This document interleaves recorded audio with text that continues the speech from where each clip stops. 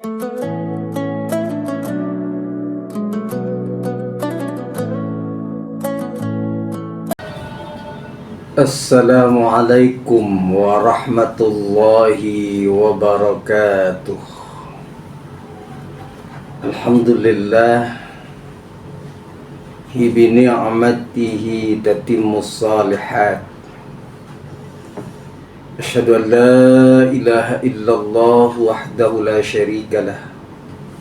Wa asyhadu anna sayyidana Muhammadan abduhu wa rasuluhu sayyidis sadat. Wa ba'du, segenap pendengar Dakta dimanapun berada sore hari ini, berbahagia sekali saya Haji Acep Basuni ditemani Mas Toto Wahyudi yang selalu setia menemani kita semua sejak pagi. Bersyukur sekali kita masih keadaan sehat walafiat, panjang umur, berkesempatan untuk bisa mengikuti di segmen Mutiara Hikmah yang selalu saya sampaikan dari mulai pukul 16 sampai dengan pukul 17.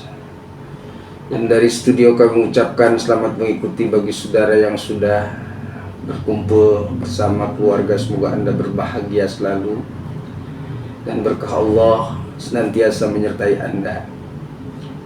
Bagi saudara yang masih di perjalanan pulang, semoga Anda selamat sampai tujuan. Dan bagi saudara masih di tempat bekerja, semoga sukses selalu. Dan lagi-lagi Allah memberkati kita semua. Kesempatan baik ini dalam posisi di surat Al-Nisa ayat 48, 47, 48. Sore ini akan kita bahas terkait surat dan ayat ini yang insya Allah bermanfaat bagi para pendengar dan kita semua. Di qauluhu a'udzu billahi minasy syaithanir rajim. Saya baca terjemahannya saja, nanti sambil dibaca saat menjelaskan. Kalau ayatnya, wahai orang-orang yang diberi kitab, berimanlah pada apa yang telah kami turunkan, yakni Al-Quran, yang membenarkan kitab yang ada pada kamu sebelum kamu mengalihkan kepada wajah-wajahmu lalu diputar ke belakang sebagai penghinaan, atau kami laknat mereka sebagaimana kami melaknat orang-orang yang durhaka, kaum Bani Israel di hari Sabat, yakni hari Sabtu. Dan demikian ketetapan Allah, wa kana amrullahi maf'ula. Sesungguhnya Allah tidak mengampuni dosa karena mempersekutukannya, yakni syirik, tetapi ia mengampuni dosa yang selainnya bagi siapa orang yang dikehendakinya. Siapapun yang mempersekutukannya, sungguh ia telah berbuat dosa yang sangat besar. Demikian terjemahnya, rekan. Di ayat ini adalah merupakan perintah untuk mengimani kitab Allah, yakni Al-Quran. Jadi sangatlah tidak tepat ketika ahli kitab ini yang klaim ahli kitab yang terakhir, berarti setelah Nabi Isa Allah angkat ke langit, karena pasca 250 tahun keangkatan Isa ke langit, itu kitab sudah dirubah sedemikian rupa. Maka di awal, minalladzina hadu yuharrifunal kalima amma wadhi'i. Itu. Jadi di antara mereka ada yang merubah. Harrafa yuharrifu, itu merubah kalam Allah yang disesuaikan dengan keinginan. Misal sifat Nabi Muhammad sesungguhnya sudah diterangkan di dalam Taurat lebih jauh, di dalam Zabur, di dalam Injil, itu sudah ada. Bahkan para rahib, ahli ke Injil, ahli kitab Taurat, ruhban, itu mereka mengenali Nabi Muhammad, sifat-sifatnya lengkap sebagaimana mereka mengenali anak-anak mereka.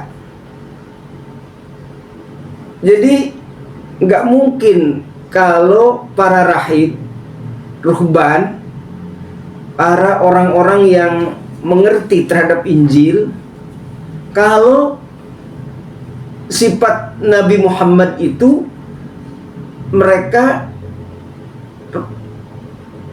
tidak sesuai dengan selama ini, tidak bisa dipahami. Dan bahkan mereka memahami sifat-sifat Nabi Muhammad seperti A, B, C, itu sudah mereka kenal terlebih dahulu sebelum Injil ini lahir. Sejak Taurat sudah diberitakan tentang Nabi Muhammad. Bahkan berikutnya ke Zabur, bahkan berikutnya ke Injil, itu lengkap sifat-sifat Muhammad. Nabi sifatnya tidak terlampau tinggi, kemudian rambutnya ya ikal, hitam, kuping, telinga, dan semua kulit dan sebagainya, itu sudah diterangkan di dalam kitab mereka, di dalam Taurat, di dalam Zabur, bahkan di dalam Injil. Lah, kemudian ternyata sifat-sifat Nabi yang begitu bagus, yang begitu indah. Bahkan rekan, kalau kita melihat sejarah bagaimana Allah menciptakan kegantengannya Yusuf, karena dalam satu cerita di dalam keterangan ada bahwa dulu pernah ada perempuan-perempuan yang sampai kena fitnah, terjadi sampai memotong tangannya sendiri saking melihat kegantengan Nabi Yusuf. Itu di dalam Al-Quran diterangkan. Saking menikmati Yusuf, betapa gantengnya, sampai diberikan pisau yang tajam kemudian untuk memotong buah, lalu tidak terasa kalau tangannya itu terpotong karena melihat kegantengan, keindahan Nabi Yusuf. Lah, kalau Nabi Yusuf spesifikasinya diberi oleh Allah muka yang tampan, Nabi Muhammad itu di atas Nabi Yusuf.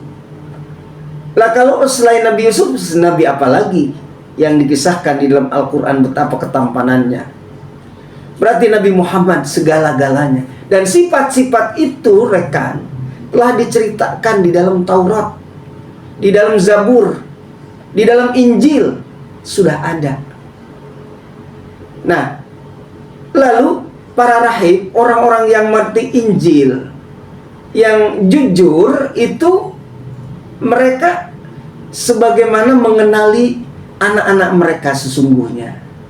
Tapi berikutnya orang-orang yang berkenan dengan kedengkian merubah sifat-sifat Nabi Muhammad. Nah, maka itulah kerjaannya. Minalladzina hadu, di antara orang-orang Yahudi adalah yuharrifunal kalima, itu adalah merubah kalimat hukum yang ada di dalam Al-Quran, termasuk sifat-sifat Nabi Muhammad yang dirubah oleh mereka. Kenapa demikian? Karena kadung kedengkian di dalam diri mereka. Rekan dakta yang dirahmati Allah, ini kita pahami terlebih dahulu karena ayat ini masih nyambung dengan ayat sebelumnya, di mana orang-orang Yahudi seringkali memiliki karakter dan sifat, mereka merubah sifat-sifat Nabi, posturnya yang mereka rubah. Kenapa? Karena terkandung dalam hati dan pikirannya adalah kedengkian dalam diri mereka.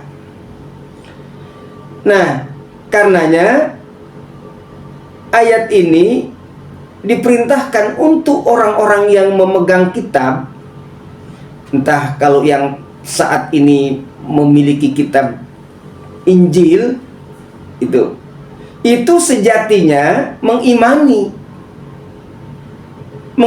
Quran. Bima nazzalna musaddiqan lima ma'akum. Ini perintah Allah.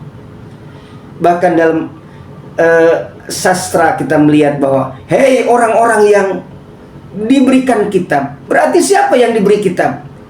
Berarti adalah orang-orang Nasrani. Orang-orang Yahudi pun diberi kitab. Nah, mereka semua yang hidup sebelum umat Nabi Muhammad, mereka diperintahkannya untuk mengimani Al-Quran. Jadi bukan lalu hingga saat ini masih mereka berpegang kepada Injil, berpegang kepada Taurat, sementara Al-Quran diabaikan. Bahkan perintah mengimani Al-Quran mereka tidak mau. Ini aminu, ini kalimat amar. Amin, amar, perintah untuk mengimani. Utu juga demikian, kalimat amar yang merupakan perintah bagi orang-orang yang memiliki kitab, hendaknya untuk beriman, mengimani apa yang diturunkan, berarti mengimani Al-Quran. Nah, yang mengimani Quran pun kan, itu adalah mereka harus mengimani kitab-kitab sebelumnya. Maka orang Islam itu diperintahkan di dalam surat yang pertama, di ayat kedua, ketiga, bahkan keempat, itu ada di antaranya, di antara ciri orang mukmin yang sempurna itu adalah orang-orang yang mengimani kitab-kitab Allah sebelumnya. Min qablik, itu kitab-kitab yang sebelumnya harus diimani. Jadi tidak benar orang yang hanya mengimani Injil, tidak benar hanya mengimani Taurat, bahkan dipegang sedemikian rupa itu Taurat, demikian rupa itu Injil, sedemikian rupa itu Zabur, sementara Al-Quran tidak diimani. Itu salah besar. Kalau orang mukmin, Muslim, itu mengimani semua kitab. Islam itu diperintahkan untuk mengimani Injil, diperintahkan untuk mengimani Zabur, diperintahkan untuk mengimani Taurat, bahkan termasuk nabi-nabinya harus diimani. Dan itu menjadi keyakinan kami, umat Islam, anak-anak kita bahkan dihafalnya lah ketika ya masih ada di sekolah-sekolah dasar, di MI, di Madrasah Sanawiyah. Nah, kalau Taurat itu kepada siapa diturunkan? Nah, kalau Zabur kepada siapa diturunkan? Nah, kalau Injil kepada siapa diturunkan? Mereka hafal, wajib, bahwa Taurat kepada Nabi Musa, Zabur kepada Nabi Daud, dan Injil kepada Nabi Isa. Itu adalah ajaran Islam yang mewajibkan mengimani semua kitab. Tanpa mengimani semua kitab berarti imannya tidak sempurna di hadapan Allah. Bahkan dia bukan mukmin yang kamil. Rekan dakta yang dirahmati Allah, karena seakan-akan ada isyarat bahwa setelah Zabur tidak ada, maka sejatinya mengikuti Injil. Setelah Injil sudah tidak ada, maka sejatinya mengimani Al-Quran. Ini rekan dakta perintah yang ada di dalam surat ini. Jadi jangan kemudian mengimani bahkan memegang Injil sementara dengan Al-Quran, bahkan dengan pembawanya, dengan kepada siapa diturunkannya itu Al-Quran, dia tidak mengimani kepada Nabi Muhammad. Ini tidak benar, rekan dakta. Karena syariat itu diganti-ganti. Ketika Taurat, ya kemudian Zabur. Karena antara Musa dengan Nabi Daud itu berbeda masa. Setelah Zabur hilang, tidak ada, kemudian dia harus berpegang kepada Injil. Dan setelah Injil, karena Injil yang asli diangkat oleh Allah bersamaan Isa 250 tahun keangkatan Isa alaihissalam. Kami Muslim mengimani Isa, mengimani Injil, tapi Isa bukan sebagai artinya yang sebagaimana konsep saudara-saudara kita bahwa Isa itu adalah anak Tuhan, tapi Isa adalah nabi, yakni nabi untuk diturunkan kepada Bani Israel yang paling terakhir. Itu pandangan Islam tentang Isa. Nah, karena oleh Allah diturunkan semua itu, dan termasuk yang diturunkannya adalah Al-Quran. Itu Al-Quran musaddiqan lima ma'akum. Ia adalah membenarkan, dan bahkan satu dengan yang lain tidak ada yang saling menyalahkan. Ia memiliki visi dan misi. Dalam Zabur sama, dalam Injil sama. Itu adalah mentauhidkan Allah. Maka di sini ada kalimat musaddiqan, saling membenarkan. Jadi kalau yang berpegang kepada Injil anti Quran, menyalahkan bahkan termasuk kepada Nabi Muhammad, dengki, ini adalah pekerjaannya orang-orang Yahudi yang mengimani sebagian, mengkufurkan sebagian. Ini yang tidak dibenarkan. Islam maka merangkum semua. Karenanya dalam pandangan Islam bahwa nabi-nabi Allah dan bahkan kitab-kitab yang Allah turunkan sebelum Al-Quran itu adalah musaddiqan, adalah saling membenarkan satu dengan yang lain. Bahkan dari sisi mana musaddiqan lima ma'akum, di mana visi misi ya kitab Allah yang diturunkan kepada Nabi Musa, kepada Nabi Daud, kepada Nabi Isa, itu adalah memiliki visi dan misi sama untuk mengesahkan, mentauhidkan. Maka kemudian kalau ada keyakinan atau agama yang kemudian berbeda dengan visi misi, bahkan ada Tuhan itu kemudian perekayasaan Tuhan Ibu, Tuhan Anak, bahkan Roh Kudus segala macam, itu sesungguhnya secara kaidah di dalam bahwa semua adalah kitab-kitab Allah, saling membenarkan satu dengan yang lain, terlebih di dalam keesaan Tuhan, yakni Allah dalam pandangan Islam. Rekan data, kesamaannya dalam sisi apa? Kalau melihat keterangan di dalam kitab tafsir Munir karya Syekh Nawawi, itu dengan Taurat adalah muwafiqan, artinya akur. Jadi nggak beda. Quran dengan Taurat sama, fil qasas. dalam cerita-cerita masa lalu. Qasas itu adalah pluralnya, jam'unya qissatin. Qasasun qissatin. Jadi kalau kita bicara sejarah, itu Quran sejarah. Di dalam Injil juga ada sejarah. Di dalam Zabur ada sejarah. Di dalam Taurat ada sejarah. Lah, kita dari mana tahu sejarah bagaimana kejadian Adam tempo dulu yang sudah ribuan tahun terjadi? Bagaimana diceritakan tentang cerita Adam, antara Adam dengan Hawa, diturunkannya ke dunia. Siapa juga punya anak daripada Adam dan Hawa itu, hasil perkawinannya. Bagaimana Qabil dan Habil, itu cerita, itu qasas. Terjadi dari mulut ke mulut? Bukan. Tetapi itu mutawatiran dari antara kitab dengan kitab yang memberitakannya. Hanya manusia diperintahkan untuk mempelajari, yakni Quran, berarti bentuk salah satunya adalah sejarah. Juga di dalam Injil ada sejarah. Juga di dalam Zabur ada sejarah. Sejarah Nabi secara mutawatir dari mulai Nabiullah Adam, Idris, Nuh, Hud, Saleh, termasuk nabi-nabi Allah yang diangkat, yang menjadi maskot tentang haji misalnya, itu semua ada di dalam Al-Quran. Dan itu pasti ada cerita sebelum kitab Al-Quran diturunkan. Cerita tentang Ibrahim masuk di dalam Taurat. Cerita tentang Ibrahim masuk di dalam Zabur.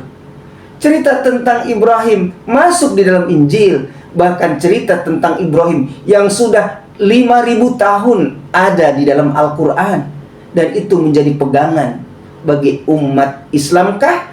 Bukan hanya umat Islam, maka termasuk syariat haji adalah merupakan banyak yang nafak tilas dari Nabi Ibrahim dan istrinya Hajar, termasuk Nabi Adam alaihissalam. Itu berarti cerita, sejarah, kisah yang semua secara turun-temurun diberitakan di dalam kitab-kitab Allah yang sebelumnya. Minal qasas wal mawaid, dan termasuk janji dan ancaman. Karena Quran dan kitab-kitab yang sebelumnya, yakni Injil, yakni Zabur, yakni Taurat, itu mengandung antara janji dan ancaman. Janji bagi orang yang beriman kepada Allah pasti surga. Janji bagi orang yang durhaka kepada Allah, kafir, itu pasti neraka. Allah di dalam Al-Quran menjelaskan juga sebagaimana di dalam kitab-kitab yang lain. Di dalam Injil dijelaskan, di dalam Zabur dijelaskan, di dalam Taurat juga diceritakan tentang bagaimana ancaman orang-orang yang beribadah. Ancaman itu, rekan dakta yang dirahmati Allah, mawa'id, bahkan wad-da'wah, dan termasuk ajakan ila tauhid, ajakan terhadap tauhid, ajakan terhadap bagaimana mengesahkan Allah. Berarti sama antara Taurat mengesahkan Allah, Zabur mengesahkan Allah, Injil mengesahkan Allah. Lalu kemudian kawan-kawan kita ini Allah disirikkan. Itu dari mana, rekan dakta yang dirahmati Allah? Sementara musaddiqon, kitab-kitab yang terdahulu mengesahkan Tuhan, kemudian ada pemahaman bahwa Quran ini adalah ternyata tentang Tuhannya. Ada konsep Tuhan anak, Tuhan ibu, Tuhan Bapa atau Roh Kudus. Ini dari mana? Kalau kita berbicara berpandangan bahwa semua kitab-kitab Allah sama, adalah ajakan terhadap tauhidullah, untuk mengesahkan Tuhan. Clear kalau Al-Quran di dalamnya ada surat Al-Ikhlas, berbunyi sudah sangat familiar, seringkali kita dengar, A'udzu billahi minasyaitonir rajim. Qul huwallahu ahad, Allahus samad, lam yalid wa lam yulad wa lam yakul lahu kufuwan ahad. Allah di sini adalah menyatakan akan dirinya, ia adalah dengan kata-kata ahad. Rekan dakta, apa beda wahid dengan ahad? Kalau ahad itu esa, beda. Kalau kita dulu belajar di madrasah, wahid itu adalah satu. Kalau satu menyisakan pertanyaan, boleh jadi dua.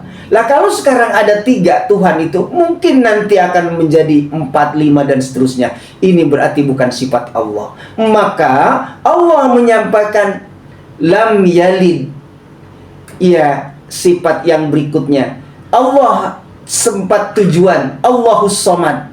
Kita bermohon kepada Allah, beribadah kepada Allah, meminta tolong kepada Allah, memohon ampunan kepada Allah. Apalagi di bulan suci Ramadan yang luar biasa ini, Allah tempat tujuan kita, memohon ampun, memohon pahala, memohon rezeki dan sebagainya. Itu adalah kembali kepada Allah Subhanahu wa ta'ala.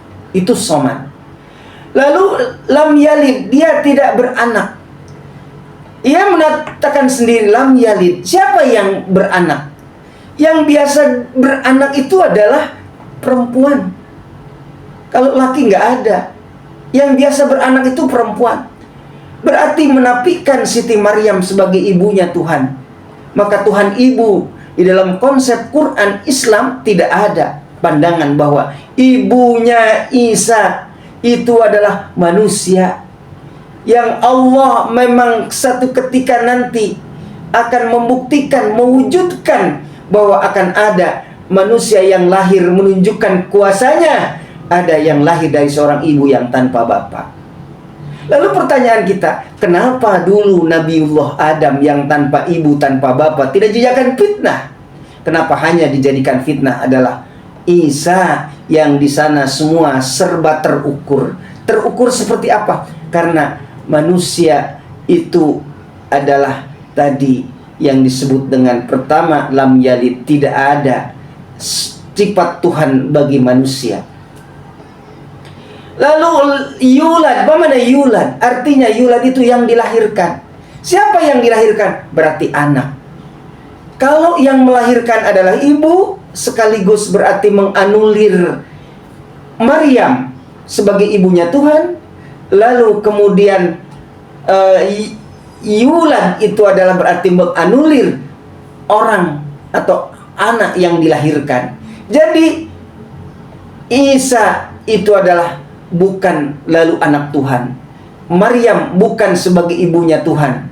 Lalu bahkan walam yakul lahu kufuwan ahad, berarti sekutu baginya tidak ada. Allah itu ada la syarikalah, tidak ada sekutu baginya. Maka ayat berikutnya, innallaha la yaghfiru an yushraka bihi wa yaghfiru ma duna dzalik. Yang artinya sesungguhnya Allah tidak akan mengampuni dosa orang yang mensyirikkan Allah. Siapa yang mensyirikkan Allah? Itu yang merekayasa tentang Tuhan. Tuhan ibu itu dianulir oleh yang namanya kata dengan yalid. Dan yulad dianulir. Yulad dianulir sebagai Isa anaknya Tuhan. Bahkan Jibril Roh Kudus dianulir sebagai yang bersekutu terhadap Maryam. Padahal Allah akan membuktikan kuasanya di akhir hayat, di akhir zaman, bahwa akan ada bukti kuasanya seorang laki-laki yang dilahirkan dari seorang ibu tanpa seorang ayah. Tapi kemudian kenapa tidak lalu menjadi fitnah bagi kaum Bani Israel, bagi kaum Yahudi tentang Adam yang tidak ada ibunya, tidak ada bapaknya? Kenapa itu tidak dijadikan fitnah? Kenapa hanya Nabi Isa kemudian direkayasa tentang Tuhan, Tuhan ibu, Tuhan bapa, dan Tuhan anak? La haula wala quwata illa billahil aliyil. Oleh karenanya pesan di dalam ayat ini, rekan dakta, hei orang-orang yang diberi kitab. Siapa yang diberi kitab? Adalah tentu orang-orang Nasrani yang diberi Injil. Tentu orang-orang Yahudi yang diberi Taurat. tentu orang-orang Yahudi yang diberi Zabur, aminu, berimanlah kalian, manazzalna, dengan apa yang diturunkan, mengimani Al-Quran, juga sebagaimana orang-orang tua kalian dulu mengimani Injil, dulu mengimani Zabur, tetapi tentu dengan tidak terkontaminasi orang-orang yang sengaja ingin merubah Al-Quran. Yang mereka robah adalah termasuk sifat-sifat Muhammad yang kemudian tujuannya adalah hasadan, karena kedengkian dalam diri mereka. Na'udzubillah. Rekan data yang dirahmati oleh Allah, clear ayat ini, perintah untuk mengimani akan kitab-kitab yang sebelumnya, termasuk mengimani Al-Quran, bukan hanya mengimani Injil toh. Jelas, imani semuanya kitab itu. Jangan sebagian diimani, sebagian tidak. Kenapa? Karena kitab-kitab pada hakikatnya, prinsipnya semua sama, adalah musaddiqan, saling membenarkan satu dengan yang lain. Terlebih tentang keesaan Allah. Di sana semua visi misi, yakni kitab Allah, ya kitab Taurat, kitab Zabur, kitab Injil. Nah, maka itu visi dan misinya adalah semua tauhid kepada Allah. Nah, ini kemudian ada di sini kalimat yang belum kita jelaskan. Ancaman Allah yang tidak mengimani akan kitab Allah. Dia katakan di dalam ayat, min qabli an natmisa wujuhan fanaruddaha ala adbariha aw nal'anahum kama la'anna ashabas sabti. Ini ancaman bagi orang-orang yang tidak mau mengimani kitab Al-Quran, yang hanya mengimani kepada Injil. Di sementara konsep di dalam Injil tentang ketuhanannya adalah sudah ada rekayasa, tidak sebagaimana visi misi kitab Injil yang asli. Lah, ancaman Allah, min qabli annat, bisa hati-hati loh, nanti akan aku hinakan, bahkan diputarnya muka mereka, fanarudduha ala adbariha, mukanya dikebelakangkan, sebagai adalah kutukan dari Allah kepada orang-orang yang dulu pernah terjadi ashabas sabti. Rekan data, ini memang tadi di awal adalah merupakan korelasi atau hubungan dengan ayat surat Al-Baqarah ayat 65, rekan data, bahwa dulu pernah ada seorang kaum dari Bani Israel pada zaman Nabi Musa yang mukanya disalin dengan muka kerak, jadi qiradatan khasiin. Walaqad alimtumul ladzina i'tadaw minkum fis sabti. Ayat ini menunjukkan bahwa dulu pernah terjadi kaum Bani Israel yang mukanya dirubah dengan muka kerak. Maka dikatakan dalam Al-Quran, qiradatan khasiin, jadi kerak. Kenapa jadi kerak? Karena kedurhakaannya terhadap Allah. Allah memerintahkan kepada kaum Bani Israel, umatnya Nabi Musa, untuk jangan kamu di hari Sabat ini kamu turun untuk ngambil ikan. Maka karena durhaka kepada Allah, melawan kepada nabinya, maka kemudian mukanya digantikan oleh Allah menjadi kerak yang hina. Qiradatan khasiin, itu terjadi. Lah, ini juga ancaman kepada orang-orang yang hidup setelah umat Nabi Musa. Itu jangan sampai kemudian terjadi kamu puter kepalanya ke belakang, artinya dihinakan oleh Allah sebagaimana dulu dihinakan. Allah menghinakan kepada kaum Bani Israel yang durhaka. Pada hari Sabtu mereka mengambil ikan. Nah, maka karena itu artinya ini ancaman Allah. Boleh jadi kalau kita durhaka terhadap Allah, ya memang untungnya kita umat Rasulullah Nabi Muhammad, yang memang tidak dibuktikan azabnya, tidak buktikan siksanya, tidak sebagaimana kalau orang-orang dulu ketika durhaka kepada Allah langsung disalin mukanya, digantikan mukanya dengan muka kerak.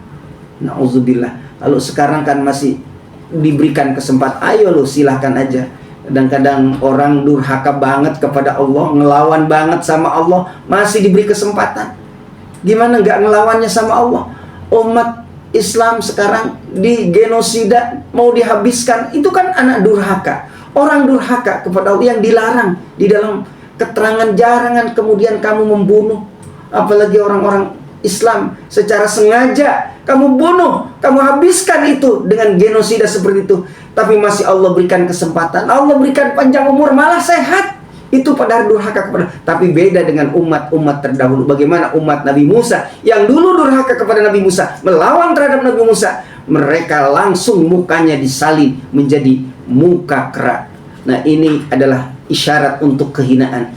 Oleh karenanya kita sebagai umat Muhammad, yakni kita harus senantiasa mengimani daripada kitab-kitab Allah. Kita iman kepada Injil, kita iman kepada Taurat, kita iman kepada Zabur. Tetapi Injil yang mana, Zabur yang mana, yang secara visi misi itu adalah tidak dibenarkan untuk bagaimana Allah, karena di dalamnya, karenanya itu Allah di sini dilanjutkan dengan ayat 649 adalah la yaghfiruz dzunuba, Allah tidak akan mengampuni kesyirikannya. Kalau Allah hanya mengampuni dosa-dosa yang selain syirik, tapi kalau mensyirikan Allah, itu berarti mereka adalah tidak diampunkan oleh Allah. Mudah-mudahan kita sebagai umat, kita selalu dijaga oleh Allah dari kesyirikan, dari menyekutukan Allah, karena ini adalah merupakan esensi daripada kitab-kitab Allah yang sebelumnya, semua adalah mengesahkan Allah. Tidak ada rekayasa Tuhan di dalam Al-Quran,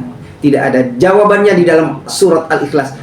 Qul huwallahu ahad, Allahus samad, lam yalid wa lam yulad wa lam yakul lahu kufuwan ahad. Clear, Allah tidak suka disyirikkan. Jawabannya sudah jelas. Allahu ahad, Allahus samad, jangan ke yang lain kecuali hanya kepada Allah. Lam yalid, Allah tidak sebagaimana yang dianggap, dipandang oleh orang-orang Nasrani bahwa ibunya, anaknya, bahkan malaikat Jibril sebagai bersekutu dengan yang lain untuk kemudian yang aneh-aneh. Ini mudah-mudahan terhindar untuk diri kita semua. Rekan dakta yang dirahmati Allah, berikutnya di ayat insyaallah minggu yang akan datang kita akan ketemu lagi di ayat berikutnya, ayat 50. Mudah-mudahan bermanfaat.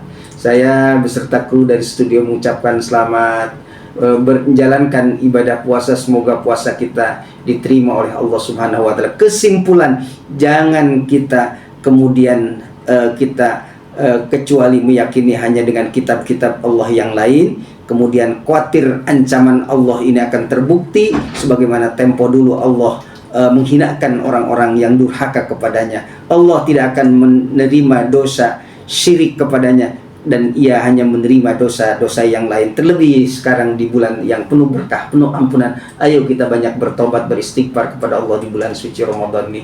Mudah-mudahan Allah memberikan kekuatan lahir batin, diberikan panjang umur, sehat walafiat, dimudahkan setiap urusan. Dan dari studio kami ucapkan wallahul muwaffiq. Assalamualaikum warahmatullahi wabarakatuh.